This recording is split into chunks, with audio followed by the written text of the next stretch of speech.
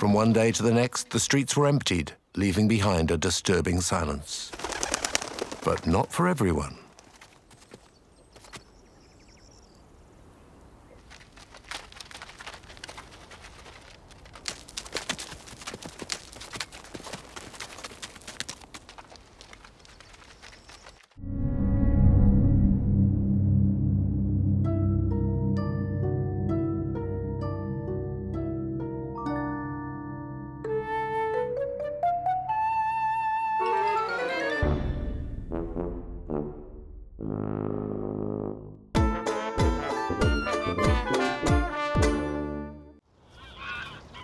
Very often, wild animals filmed in urban environments are used to humans who have fed and raised them since birth like their natural parents would have done. So we get beautiful and spectacular pictures which are not always realistic. But in 2020, reality would go beyond fiction.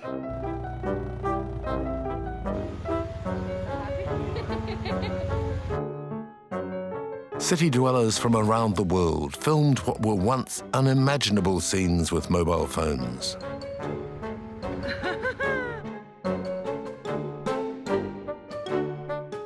Peacocks, goats, deer, wild boars, foxes, weasels, and many other wild creatures walked down the roads as if they were alone in the world.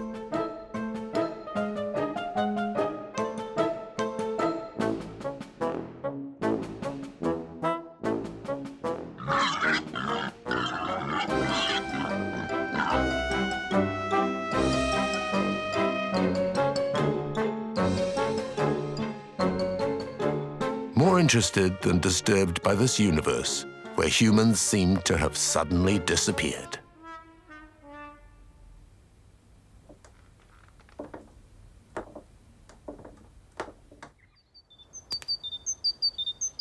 Once more, birdsong can be heard in the middle of town. Lockdowns and the return of silence put us suddenly in front of a disturbing reality. We live night and day in a maddening cacophony of sound.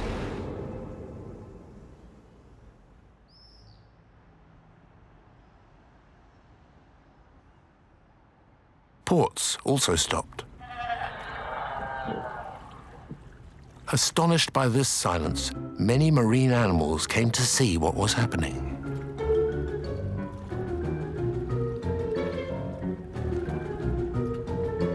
Naturally curious and playful, dolphins arrived to scout.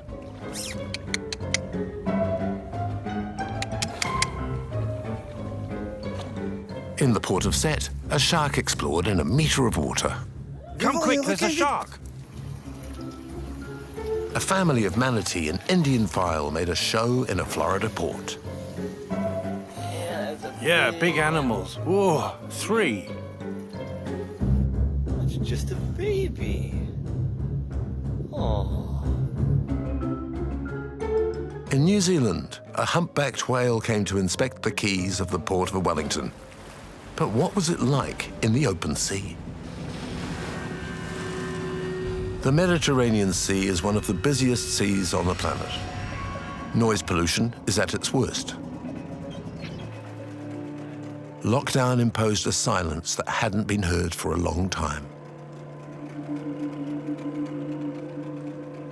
Researchers from the University of Toulon seized this historical occasion to launch a study project baptized Quiet Sea. Installed on a catamaran, the team piloted 2 electric marine drones, perfectly silent, inspired by the traditional Polynesian canoe. The 2 asymmetric hulls assure exceptional stability, which reduces pitching and rolling strongly.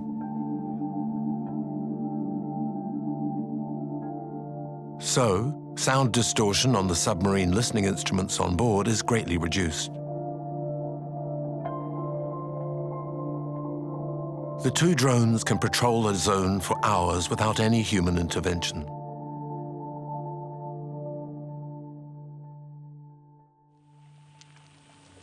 Hervé Glotin, acoustic researcher, analyzes the recordings made. Ça, c'est le bruit de l'environnement. That's the noise of the environment there.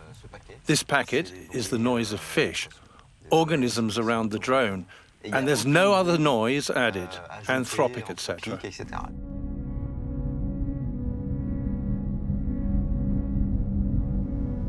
Among the animals that people the Mediterranean, the great sperm whale is a giant, 18 meters long.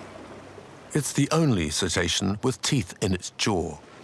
It spends a large part of its life below the water and comes up periodically to the surface to fill up with oxygen.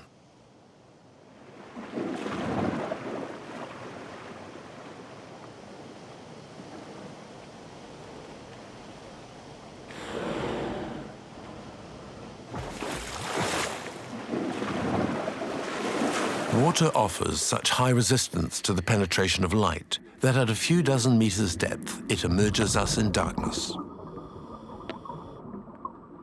However, sounds benefit from the density of water to propagate very far and very quickly, allowing an intense exchange of vital information for the cetaceans and the balance of ecosystems.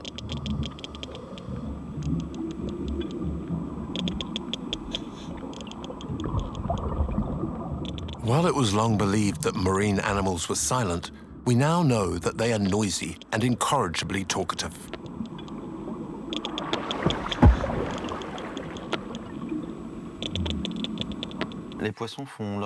Fish make noises either by their swim bladder or by moving their fins.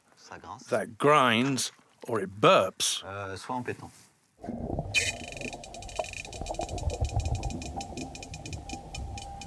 Or it belches. In this unusual silence, the sperm whale flatulence sounds like underwater eruptions.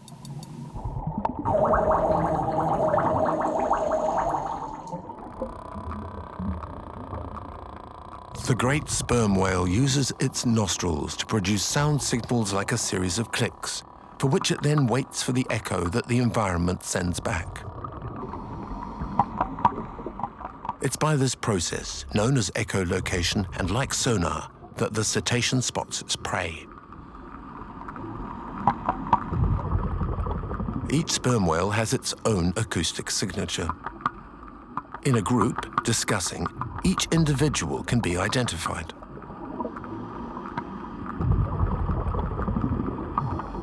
For the first time in the world, a few weeks before the Quiet Sea operation, the acoustic coordinates of several sperm whales hunting in a group were recorded in the great deeps offshore from Monaco.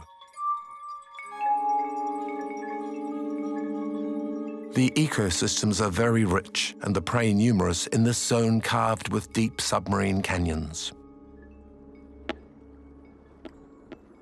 The recordings made show that, even at 500 meters distance from each other, the actions and movements of the sperm whales were concerted and synchronized, which implies they communicate between each other.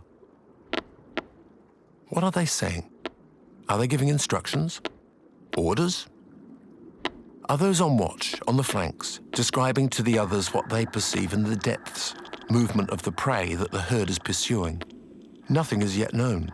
Sole certitude, the recordings have confirmed that the sperm whales have a strong collaborative intelligence based on the communication of sound. However, in ordinary times this is heard. A noise mainly due to blades, boat motors and sonar. This accumulation of sound sometimes exceeds 160 decibels, the limit beyond which the human ear is in danger.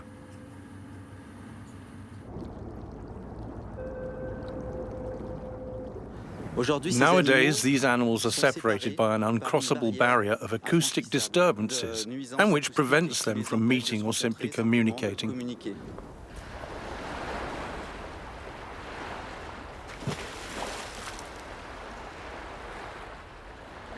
Sound pollution is also the reason why many marine animals, like the great dolphins, rarely approach the coasts.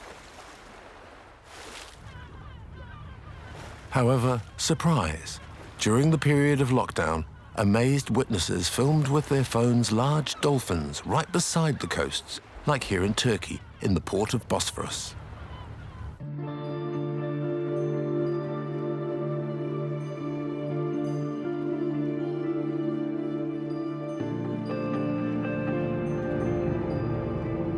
In Spain, in the little Galician port of Algarve, researchers from the Bottlenose Dolphin Research Institute are studying these cetaceans.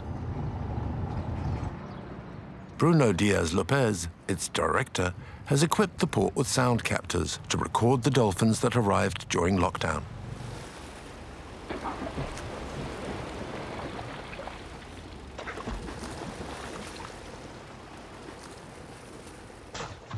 Now the dolphins are wandering about in groups around the port.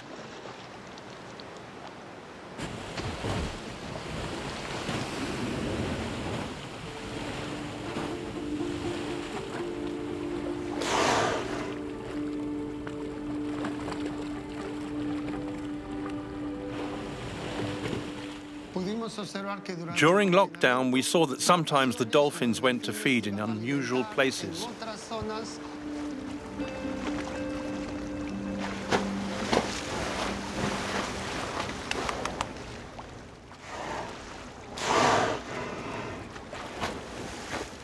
In the absence of man, some even risked going into mollusk farms.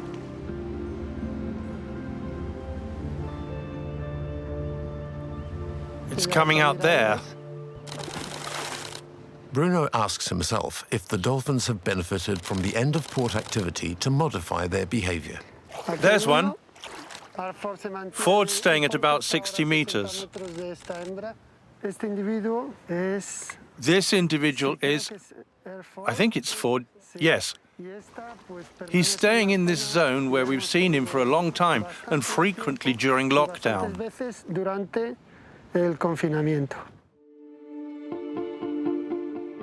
First indispensable step, identify the individuals.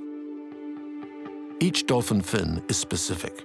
The scratches, the cuts due to the dangers which the animal has affronted during its life are like fingerprints. Once a dolphin is identified, researchers give it a name and especially record its vocalizations. During lockdown, because there was less sound disturbance, the dolphins communicated better. They didn't have to increase the amplitude of their sound emissions.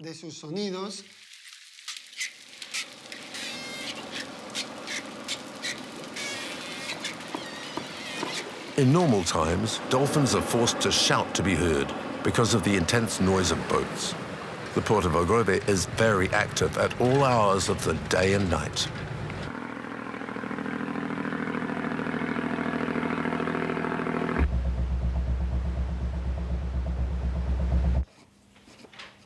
During lockdown, the constant coming and going stopped. Hydrophones recorded many dolphin vocalizations.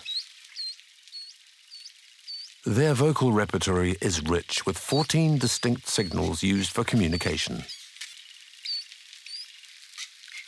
Each signal is defined by a particular acoustic structure and a determined length. Some large dolphins hit the surface of the water with their tails to make large splashing sounds. But is this a kind of communication, or perhaps an invitation to play? No one knows. These studies will allow us to better understand the behavior of large dolphins and their hunting zones in the absence of noise. They point to the measures to be taken to define safer transit corridors for large dolphins and to limit the ports and its surrounding areas' noise pollution.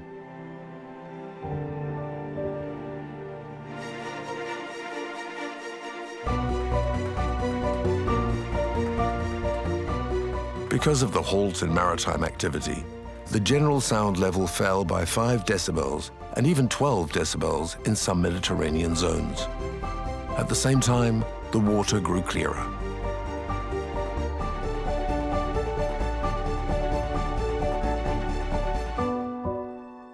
Ordinarily, large dolphins are rare in the calanques of Marseille, which are crowded in winter and summer.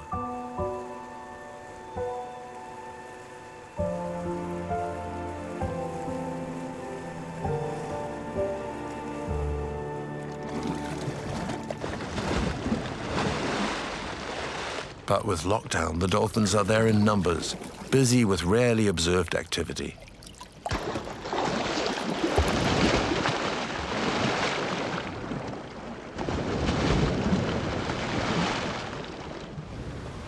The hydrophones on board the Quiet Sea operations drones have recorded curious signals. After 2 months of lockdown, we've got animals in the Calanque who are playing with the echoes from the surface, the floor, and the sides, like we might enjoy ourselves in a cathedral or cave to listen to the echoes. They're enjoying it, and they're astonished.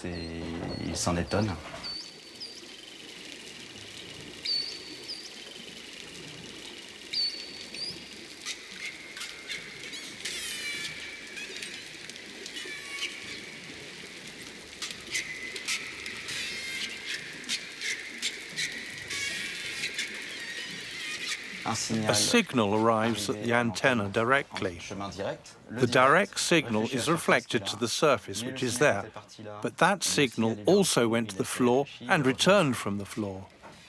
We know these are curious and playful animals, and this is just a demonstration of what a mammal does naturally to amuse itself.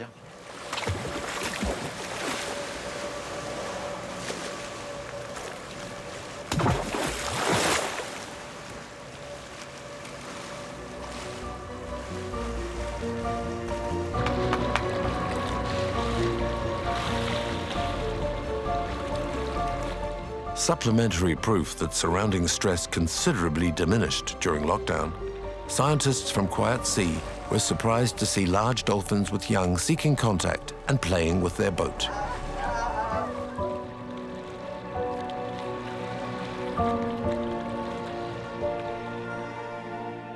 Unfortunately, since the return of crowds to the Calanques, not so many dolphins come.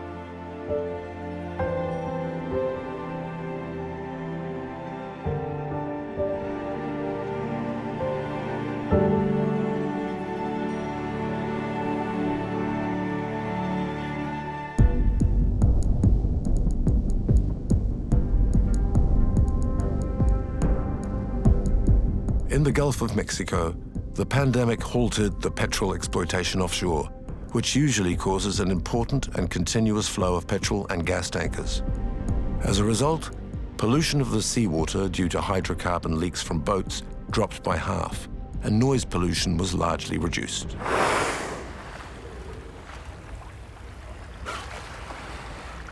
Common blue whales, magnificent cetaceans about 20 meters long and weighing 40 to 50 tons, which usually cruise the open sea, came close to the coasts.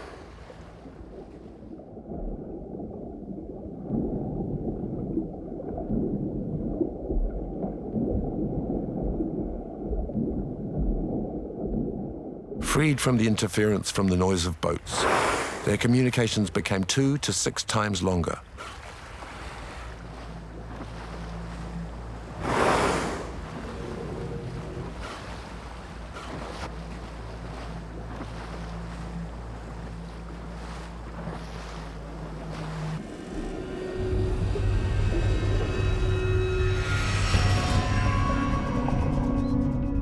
Further north, the immense Canadian Gulf of Saint Laurent is the industrial outflow from the Great Lakes region. It's an intense hub of traffic where commercial shipping from around the world crosses paths.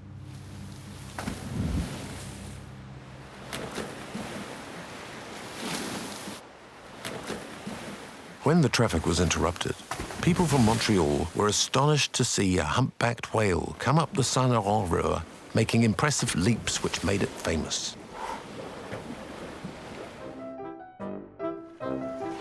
Social networks shared these pictures millions of times.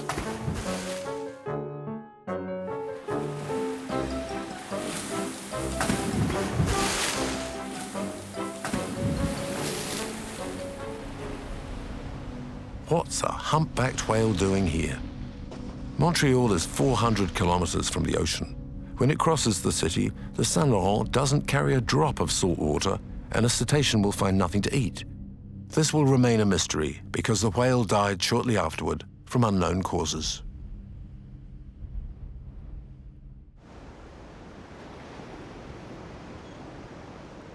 Further downstream in the Saint Laurent estuary, where salt and fresh water mix, a population of some hundreds of beluga whales has lived for a long time.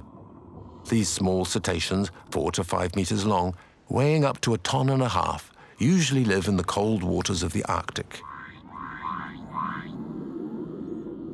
Nicknamed sea canaries, beluga are amongst the noisiest mammals on the planet.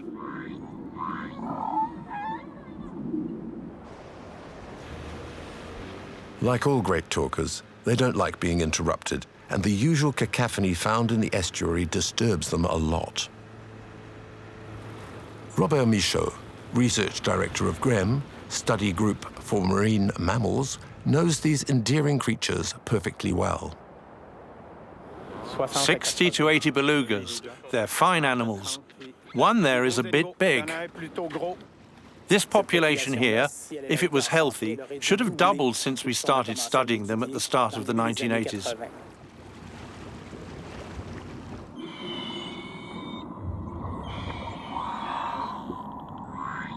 For several years, the scientific community has been worried about the rapid decline of the Saint Laurent beluga population. The mortality of females and young is rising, while Arctic populations have been spared.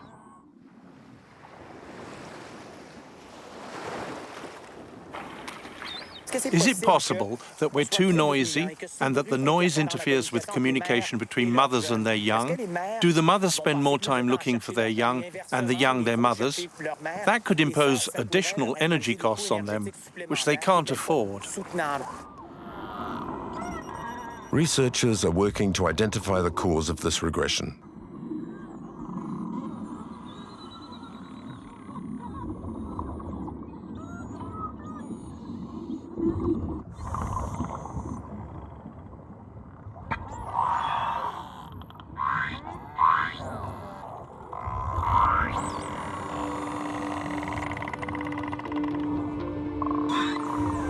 Researcher Valeria Vergara is especially interested in communication between the mother and her single calf. She has identified a key element. That's a contact call. That's a contact call. A reply. There you go, another.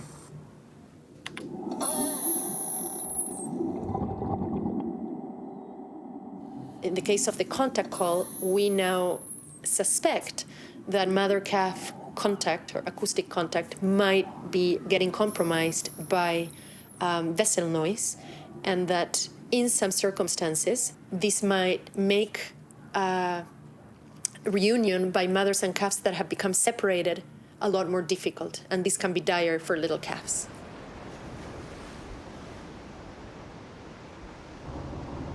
The large merchant ships that take the Saint Laurent produce noise that can reach 180 decibels.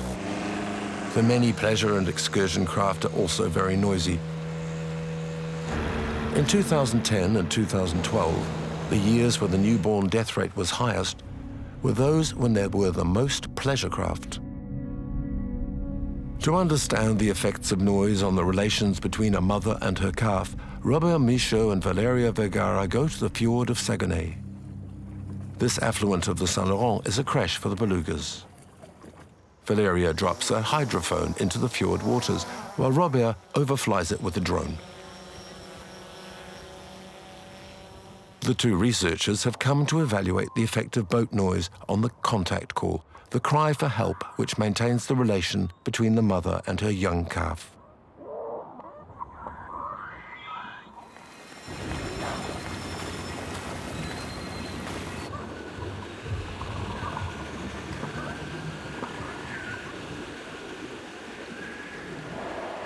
Synchronization of the hydrophone and the aerial pictures show that the sound space is saturated by the noise of a ferry crossing the opening of the fjord of Saguenay.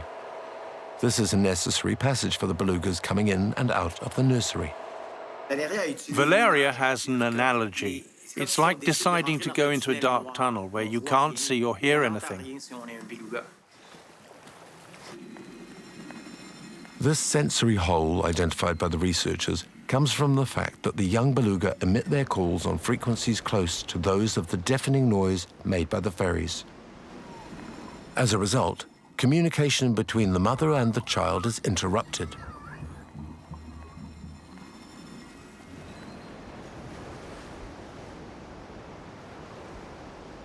When it has lost contact with its mother, the isolated and stressed young beluga is in great danger. Its need for socialization pushes it to go into ports where it hears a noise and to have contact with humans. But without its mother, it is condemned.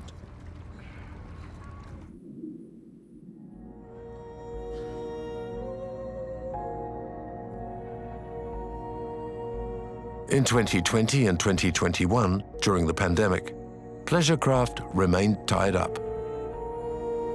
These years were exceptionally serene for the belugas of Saint-Laurent. Robert Michaud and his team took advantage of this to make a number of sound recordings. Last April, our reflex was to put hydrophones in the water.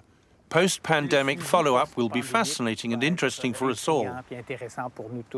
We all have intuitions, and I think we all have wishes that a peaceful summer could have improved relations between the mothers and their young. We just offered a publication which shows that during the passage of a boat, contact call distance is reduced by 50%.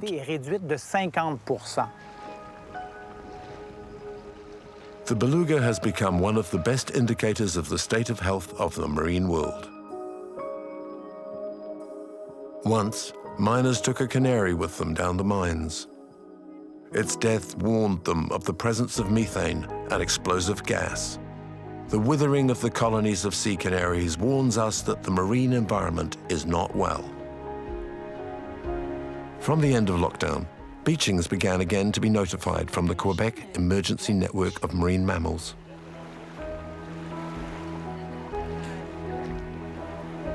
Rapid intervention is vital. Pulled off the rocks where it has washed up, the animal is cared for and comforted.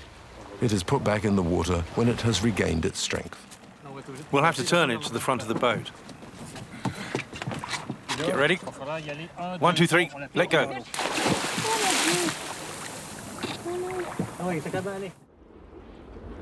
Marine animals are subject to many sound disturbances. Ship sonar, especially military submersibles, examine the undersea space by echolocation like sperm whales.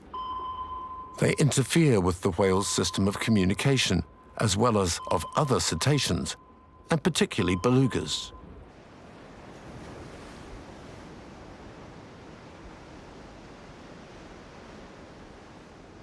Undersea drilling, seismic campaigns on the ocean floor in search of hydrocarbons, and also wind farms at sea disturb the lives of marine fauna. In water, sound propagates further and 4 times faster than in the air. Animal life is therefore particularly affected by the racket of human submarine activity. It mixes up their references and causes stress, which puts many species under pressure. Particularly violent noise can seriously affect the hearing of cetaceans, pushing them up to the surface without decompressing. This can cause an embolism and sometimes their beaching.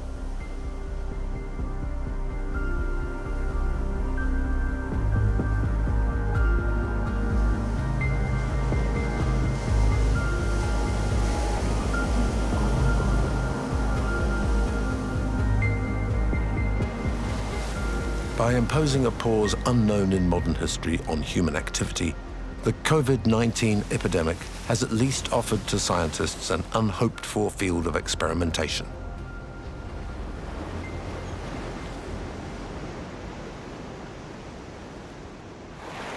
While noise pollution of marine environments has been known and observed for a long time, the full extent was far from understood.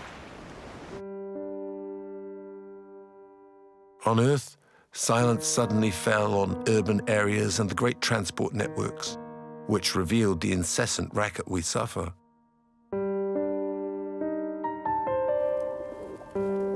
With lockdown, cities took on an apocalyptic air, but not for everyone. The many animals living in our towns came out of their hiding places. It's estimated that 35,000 wild boar are hiding in Berlin, and there are 15,000 coyotes in the parks and gardens of Chicago. Hiding in all large cities are deer, squirrels, geese, hunting birds, and other wild animals. They've learnt so well to fool humans that city folk aren't even aware they are there. Cities were built on their territory. Lots of animals fled, but others learnt the art of camouflage and getting by, and stayed where they were born. Food is abundant, hunting forbidden, and in green areas pesticides are now forbidden.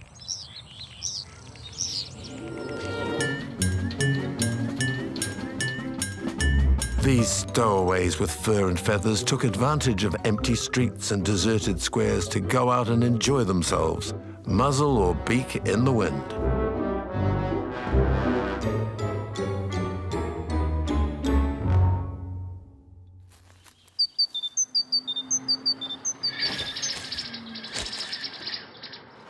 In large urban areas, sound pollution fell sharply, so much that city dwellers who couldn't believe their ears heard the birds sing.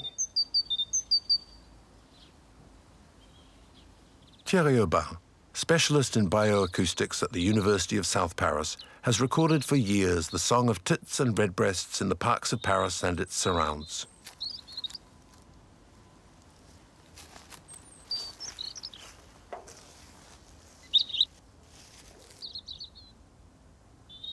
So, there we're diffusing the song of a strange redbreast on the territory of another redbreast. It's answering, not at all happy, because that's an intruder on its territory.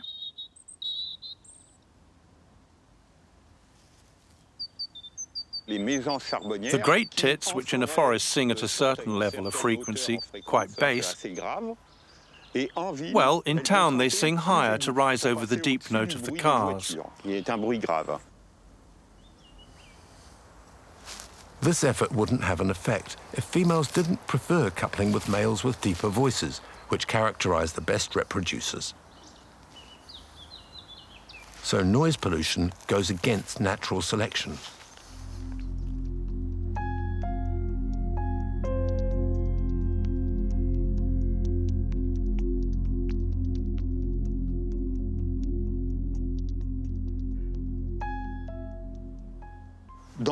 In nature, the average noise is around 60 to 65 decibels. In towns, it can be much more, 70 to 75 decibels. The fact there was a lockdown dropped the level by an average of 20 decibels, which is enormous.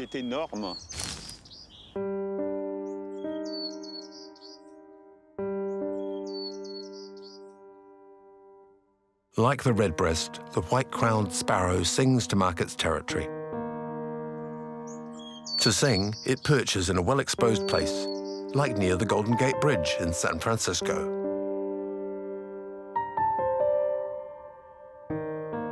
Traffic on the bridge reduced to nothing during lockdown.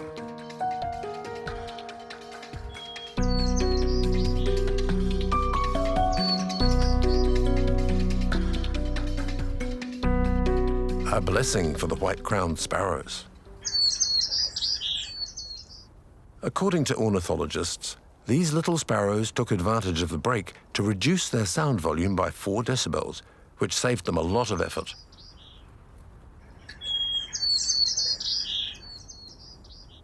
They also made again deeper tones, which pleased so much the females, and they also sang for longer and more brilliantly.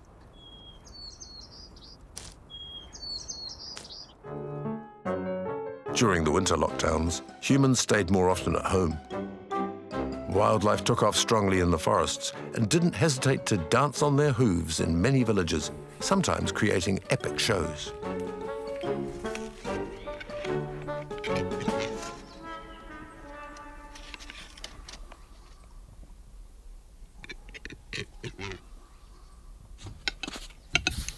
According to recent work in bioacoustics, half of the sounds of nature have disappeared over the last 50 years. Sensitive to the value of these sound landscapes, the Natural Park of High Jura launched a listening program for biodiversity in the Rizou forest.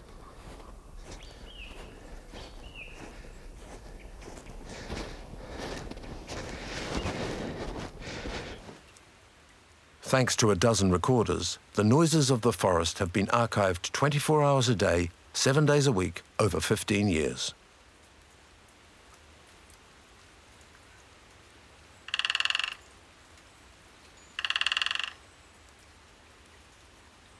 Capercaillies, red crossbills, pied woodpeckers, pygmy owls, tufted titmouse, woodcock, Eurasian jays, wood pigeons, ravens. Briefly, all the wildlife with feathers and fur lives its winter life without imagining that the forest is a recording studio.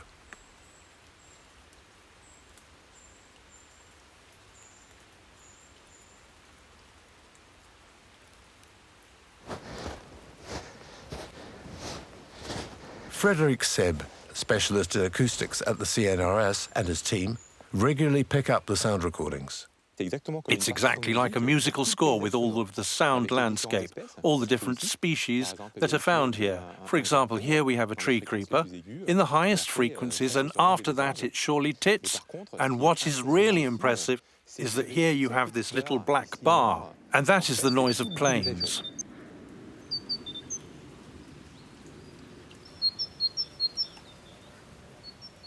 Rizou Forest is in fact sited 40 kilometers from Grenoble Airport, and plane noise is present on 85% of the recordings.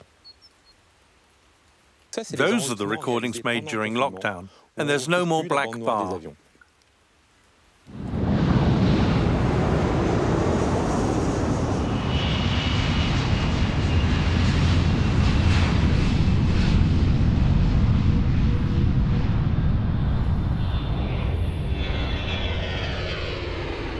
In Spain, research is being made on the disturbances caused by the coming and going of planes near to Madrid airport.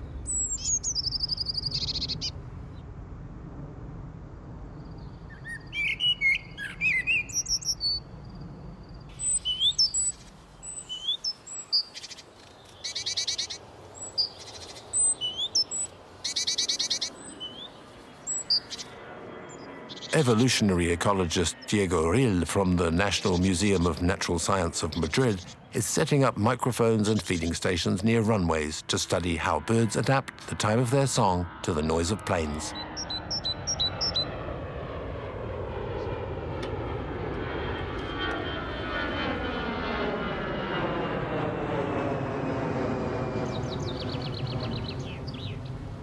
The species which sing late in the day, like the chaffinch, are severely cut up by the planes.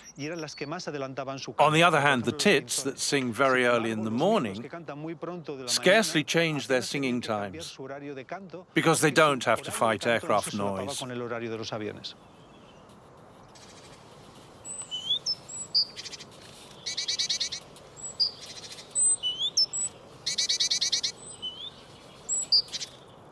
Cameras set up close to the feeding stations record the behavior of the birds.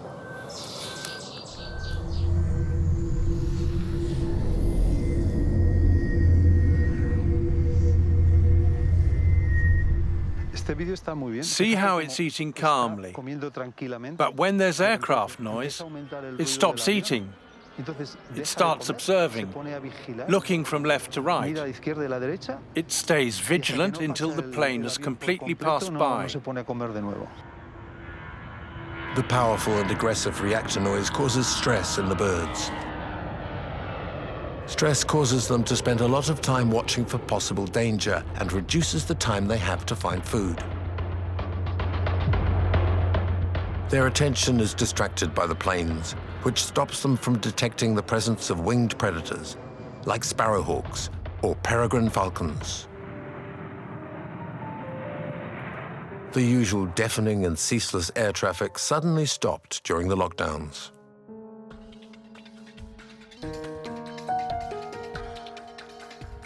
With the Madrid airport shut down, the birds rapidly went back to their natural behavior.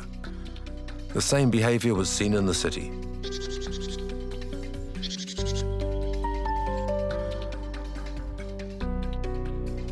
A study showed that during lockdown, in the absence of human noise, the birds came back to sing in the city at normal times, with a more natural song frequency.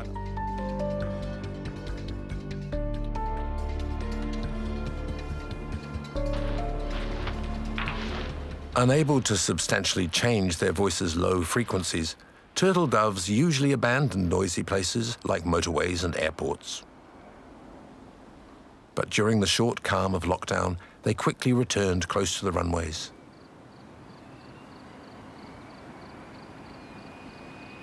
In a German airport, the return of long-billed curlews was even seen.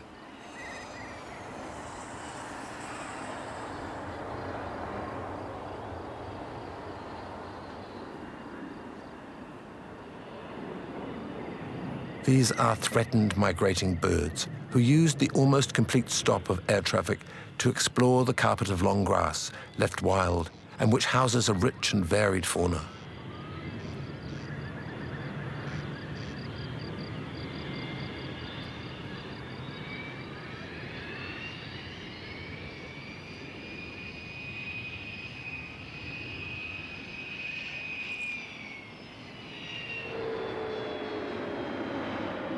The effect of noise pollution on birds was particularly visible at Marseille Airport. During lockdown, pink flamingos rushed to the salt pools that are alongside the runways.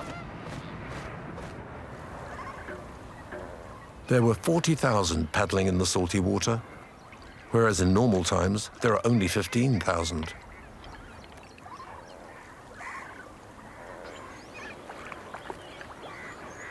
In India, flamingos swarmed at the feet of the buildings where the inhabitants were locked down.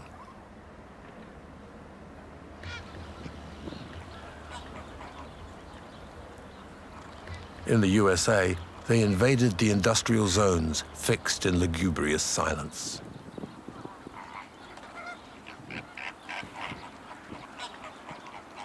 It seems that the silence had, for some species, unexpected consequences. In the salt pools of Marseille, the number of births was multiplied by 10. 16,000 chicks were counted, a figure only seen 3 times in 30 years. But why so many births? In species that nest on French beaches, like the plover, births increased by 40%. This spectacular rise is probably due to the fact that the hatchings weren't disturbed by walkers and their dogs.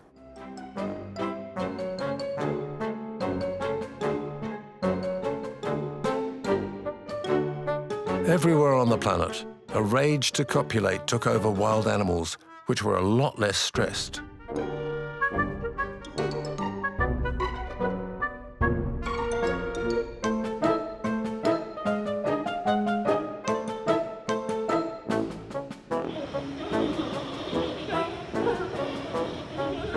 This fever even hit zoos, closed and without public. And so, in the zoological garden of Hong Kong, a couple of pandas that hadn't shown the slightest affection for each other for 10 years coupled for the first time.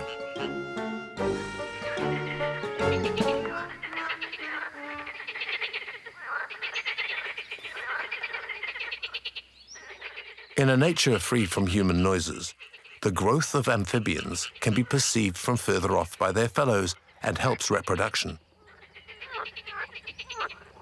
Male green frogs and tree frogs have particularly powerful voices. At the time of reproduction, the males croak with all their force to attract females by swelling their vocal sacs, which amplifies their songs.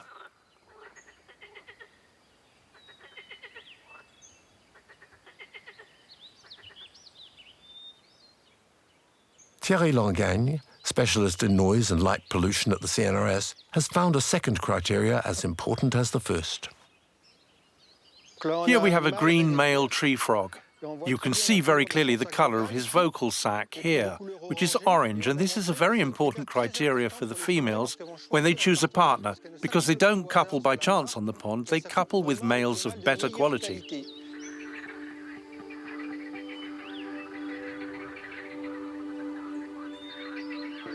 Tree frogs usually live in trees where they hunt insects. They only go to the ponds to reproduce.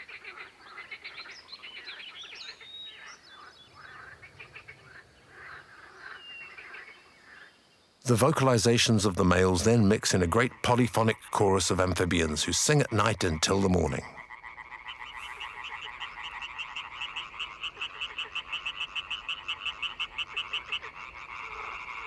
the males call ceaselessly.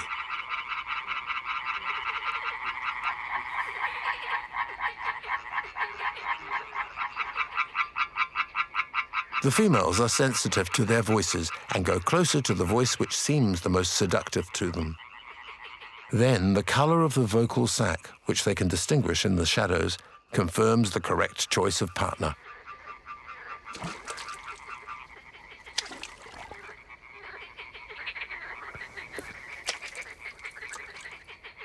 Thierry captures tree frogs alive in isolated places with no noise pollution.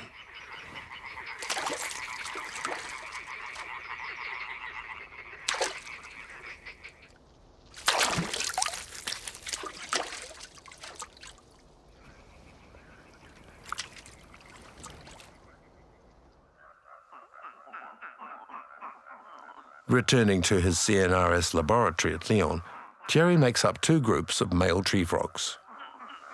The first is submitted to the usual sound of a pond in nature.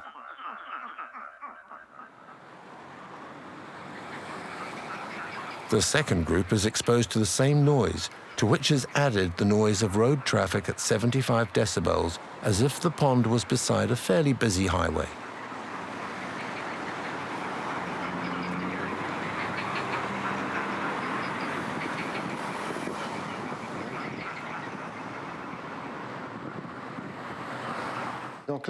Here we have a male with a very clear sac because he's had noise pollution for 10 days, while this one has a sac with much more orange because he was in the control group that didn't.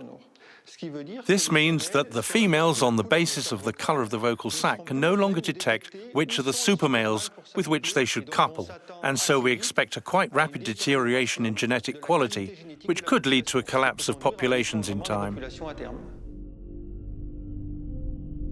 The group which suffered from noise pollution show a stress 57% higher than that of the control group. Thierry is convinced that the negative impact of noise doesn't just concern batracians, sperm whales and birds. And so for man, as for the tree frogs, exposure to a high level of noise pollution means a strong increase in stress, which will have effects on cardiovascular illness, sleep quality, and cognitive capacity.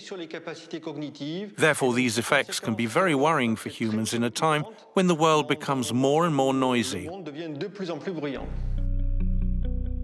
When we see the negative effects of noise on animals, it seems urgent to worry about the effect on humans. The struggle against noise pollution has only just begun. The noise of cars on roads is being reduced by new surfaces. Anti-sound walls are more often installed to reduce noise by half. Designed obviously for us, animals also benefit. A system of a bubble curtain has been developed which limits the propagation of sound waves in water.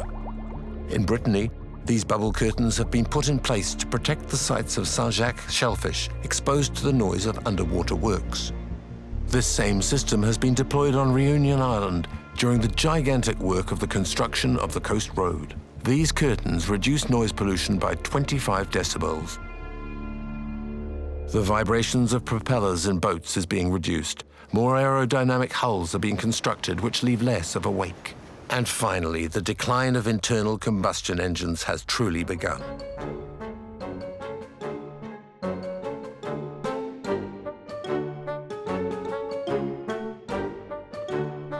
The return of wild animals during the period of the pandemic allowed us to glimpse a world stripped of the noise pollution, which gets on our nerves.